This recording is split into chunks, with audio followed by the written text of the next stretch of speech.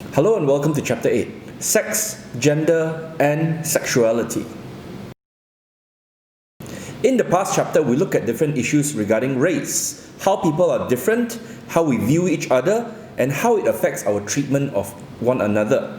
In this chapter, we look at some of the same and different issues that affect us based on our sex and our gender. First up, we look at how people are different based on their sex and their gender. Sociology makes an important distinction between sex and gender. This means that from the perspective of the social sciences, sex and gender have a very different meaning. Sex refers to the biological and anatomical differences between females and males. Based on the different features of our body parts, how do we tell the difference between the different sexes? First, we look at the primary sex characteristics, the genitalia used in the reproductive process. Secondly, we have the secondary sex characteristics, which refers to the physical traits other than the reproductive organs that identify an individual's sex. We in society have two general ways to tell a person's sex. First and foremost is the most obvious. We look at the person's reproductive organs, whether he or she has a penis or a vagina. From the moment a baby is born, this is how a doctor would typically identify a person's sex and announce to the mother, "It's a boy" or "It's a girl." Meanwhile, secondary sex characteristics looks at things like the size of your breasts, the tone of your voice, the amount of hair found on different parts of your body. For example, men tend to have a lot more facial hair, the beard and the mustache, while females tend to have little or no facial hair. Other secondary characteristics may include the size of your muscle mass. Because of the hormone testosterone found in men, it is much easier for men to build up muscles compared to women. In fact, in most cases, it is almost impossible for females to achieve huge muscle mass without the intake of hormone pills or injections.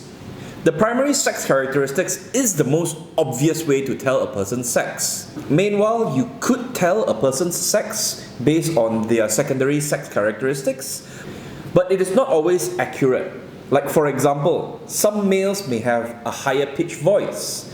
Some males may have larger breasts because of the amount of fat in their body, while some females may have a little bit more bodily hair compared to other females because of the hormones in their body. Next, we look at the topic of sexual orientation. Sexual orientation refers to an individual's preference for emotional, sexual relationships with members of different sex, also known as heterosexuality, the same sex, also known as homosexuality, or both sexes, also known as bisexuality.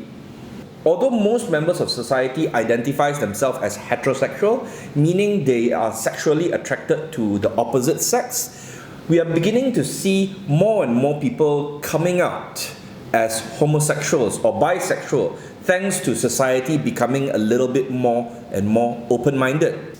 But what about people who refuse to accept, or people who find the idea of homosexuality disgusting, or they don't like gay people? Homophobia refers to extreme prejudice and sometimes discriminatory actions directed against gays, lesbians, bisexuals, and others who are not perceived as being heterosexual. Although society is becoming a lot more open-minded to the idea of gays, lesbians, and bisexuals, we still do have a lot of people who are somewhat close-minded, who refuse to accept the idea of people who are different than them. They see gays and lesbians as disgusting, and they might not even want to be friends with them. What about the idea of gender? Previously, we said that there is a distinction between gender and sex. Gender refers to the culturally and socially constructed differences between females and males found in the meanings, beliefs, and practices associated with femininity and masculinity. To put it simply, gender refers to the idea of society referring to someone or something as masculine or feminine. What is masculine? What is feminine? We might perceive that if someone is strong or macho or tough, he or she might be perceived as very masculine. Meanwhile, we might perceive that someone who is a lot more caring, someone who is soft, someone who is not so aggressive as feminine.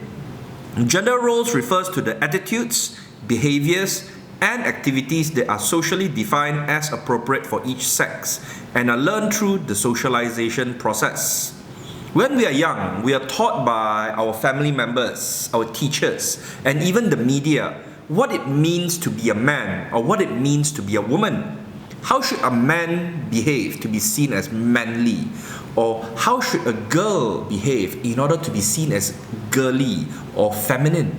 Gender identity is a person's perception of the self as female or male. How do you see yourself? Do you feel entirely comfortable wearing the clothes that is usually assigned to your sex? Shirt and long pants for men, dresses and skirts for women? Or do you prefer to wear clothes and do activities that is usually done by the opposite sex? This is closely related to body consciousness, which is how a person perceives and feels about his or her body. Now, take a look at these few pictures. Which one of these pictures do you see as manly or masculine? Which one do you see as feminine or girly? Look at the picture in the top right. Do you think it is appropriate for girls to have short hair and wear shirts, which is typically associated with men? What about this picture? Do you think she's a pretty girl? This pretty girl that you see here is actually a boy who enjoys putting up makeup and dressing up like a girl. What about this picture here? Is it considered masculine or not girly for a girl to become a taxi driver? Do you think it's okay for the wife to sit down and relax while the husband does all the housework? Which one of these pictures contradicts our society's traditional gender roles for men and women? Do you see this trend as a positive one? Why or why not? Should men and women dress and behave according to the traditional gender roles that is given to them? The idea of masculinity and femininity has very much changed over the years. For example, one might consider this to be masculine and this to be feminine, or are both considered masculine? It's all very subjective, isn't it? Depends on the person. Next, let's have a look at how society views us depending on our sex and our gender. Sexism is the subordination of one sex, usually female, based on the assumption of superiority of the other sex. This usually includes negative attitudes towards women, stereotypical beliefs that reinforce, complement, or justify the prejudice, and discrimination. Do you have any beliefs or perform any action just because you believe that men are better than women? Maybe you think men are stronger than women. Maybe you believe that it is the job of men to work, bring back the money, and support his family, while the woman should stay at home, take care of the house, cook dinner for the family. Patriarchy is a hierarchical system of social organization in which cultural, political, and economic structures are controlled by men. Meanwhile, matriarchy refers to a hierarchical system of social organization in which cultural, political, and economic structures are controlled by women. Who do you think has greater power in society? In a family? In a workplace? Men usually dominate jobs and positions that require them to be aggressive or physically strong, such as construction workers, carpentry, and police officers. Meanwhile, females tend to dominate jobs that require a lot of care, delicacy, and human interaction. This includes healthcare workers, teachers, personal assistants, and people in sales and marketing. Think about it. Is the society that you live in more patriarchal, or is it more matriarchal? Or do you try to strike a balance between the two? A lot of what we perceive as masculine and feminine is very much determined by our socialization. From the moment we are born, parents teach us the appropriate behavior. They buy us toys. They make us go around the house and do household chores, such as washing the dishes, helping them clean the floor, and perhaps even fixing broken electrical appliances. Also, different races may have different ways of socializing their children. For example, an Indian mother might teach their daughter how to make a good chapati, while a Chinese father might teach their son how to be a manly and strong member of society. We are also socialized by our peers, basically the people around us, our classmates, our friends, our colleagues. They might show us the appropriate way of doing things, the games that we should play. Boys may be socialized to play more aggressive games, such as football and basketball, while girls may be encouraged to play sports with less body contact, such as netball and even ice skating. Teachers and schools also affect the way that we look at gender.